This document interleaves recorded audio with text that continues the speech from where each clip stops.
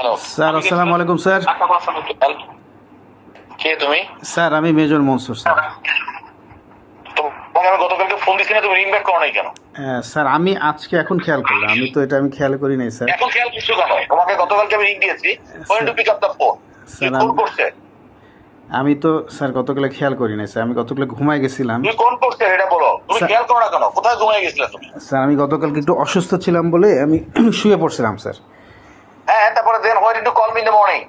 আমি স্যার এটা খেয়াল করি নাই যে আপনার কল আসছে, আমি খেয়াল করতে তোমরা পারি খেয়াল না করবে না। স্যার। তোমরা রিক্রুটিং অফিসার তো, সেই জন্য তোমরা খেয়াল করো না, বিকজ তোমাদের পোতা বড় হয়ে গেছে। তোমরা যখন টাকা পয়সা নিয়ে লোক ভর্তি করো তখন আর সমস্যা হয় না। তুমি একটা চিঠি লিখে পাঠাইছিল যে পিটিতে ফেল, পুশ আপে ফেল। পিটি ফেল পাস করায় তা বিএমএতে গেলে সে আর্মিতে পাস করে না। আবার বিএমএ থেকে পাস করে আসতে বলে আর্মিতে পিটিতে গেলে ফেল করে। You didn't feel like to give a call even. It's so fun না খান। তুমি কোন করছে? Sir 31 sir. তো তোমার এত ফান্না হয়ে গেছে তোমাদের। সকল লোক ভর্তি করে পয়সা খেয়ে, আমরা জানি না এত পয়সা, আমরা সারাদিন দেখি তোমার টাকা পয়সা খেয়ে তোমাদের লোকজন ভর্তি হয়। একমাত্র মিলিটারিতে টাকা খেয়ে লোক ভর্তি হয়।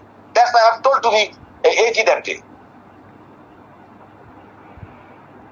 And you don't hesitate to give me a call even once I give you the call. And this is a government phone allotted to you.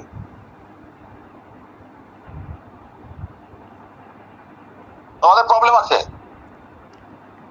Promotion হয়নি কেন? স্যার যোগ্যতা নাই দেখে স্যার। হ্যাঁ, disprove these things.